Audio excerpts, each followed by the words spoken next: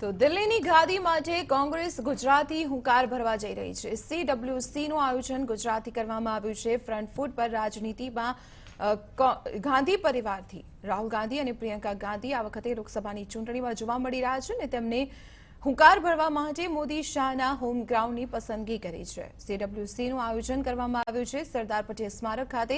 છેલ્લા થોડાક સમયથી સરદાર પટેલના નામ ઉપર ગુજરાતમાં રાજનીતિ પણ ગરમાયેલી છે અને તેવા સમયમાં લોકસભાની ચૂંટણી માટે સરદાર પટેલ સ્મારકનું ચયન કરવું તે પણ એક સૂચક મનાઈ રહ્યું છે અને આ તમામની વચ્ચે અગત્યના સમાચારો પણ મળી રહ્યા છે। પ્રિયંકા ગાંધીનું અમદાવાદ એરપોર્ટ પર આગમન થઈ ચૂક્યું છે। આપણે જણાવી દઈએ કોંગ્રેસ મહાસચિવ પ્રિયંકા ગાંધીનું અમદાવાદ એરપોર્ટ પર આગમન થઈ ચૂક્યું છે। થોડી જ વારમાં રાહુલ ગાંધી સોનિયા ગાંધી પણ અમદાવાદ એરપોર્ટ ખાતે પહોંચશે। આ તમામના સ્વાગત માટે અમિત ચાવડા, અલ્પેશ ઠાકોર, રાજીવ સાતવ અમદાવાદ એરપોર્ટ પર છે। આ સાથે અનેક કોંગ્રેસના ધારાસભ્યો પણ અમદાવાદ એરપોર્ટ પર ઉપસ્થિત છે। ગાંધી પરિવારનું સ્વાગત કરવા માટે પ્રિયંકા ગાંધી પહેલીવાર ગુજરાતમાં જનસભાને સંબોધવાના છે ત્યારે તેમનું અમદાવાદ એરપોર્ટ પર આગમન થઈ ચૂક્યું છે। ગતિવિધિ જોવા મળી રહી છે અમદાવાદ એરપોર્ટ પર।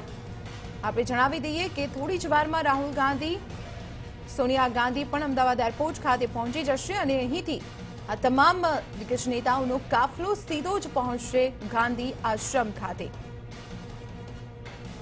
અગત્યના સમાચારો સામે આવી રહ્યા છે। CWCમાં ભાગ લેવા માટે ગાંધી પરિવાર અમદાવાદ ખાતે પહોંચી રહ્યું છે। પ્રિયંકા ગાંધી અમદાવાદ એરપોર્ટ ખાતે પહોંચી ચૂક્યા છે। થોડી જ વારમાં રાહુલ અને સોનિયા ગાંધી પણ અમદાવાદ ખાતે પહોંચી જશે અને ત્યારબાદ આ તમામ નેતાઓનો કાફલો પહોંચશે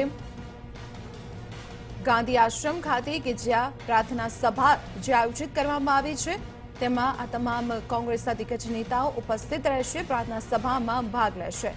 આજે 12 માર્ચ દાંડી યાત્રા દિવસ વિશેષ કાર્યક્રમનું આયોજન એક તરફ ગાંધી આશ્રમ ખાતે કરવામાં આવ્યું છે। ચુસ્ત સુરક્ષા બંદોબસ્ત તમામ જગ્યાએ જોવા મળી રહ્યું છે કારણ કે પહેલીવાર ગાંધી પરિવાર એક સાથે એક મંચ પર જોવા મળશે। સાથે જ 50થી વધુ કોંગ્રેસના રાષ્ટ્રીય નેતાઓ પણ એક મંચ પર જોવા મળશે। એક રીતે શક્તિ પ્રદર્શન તેને કોંગ્રેસનું કહેવાઈ રહ્યું છે।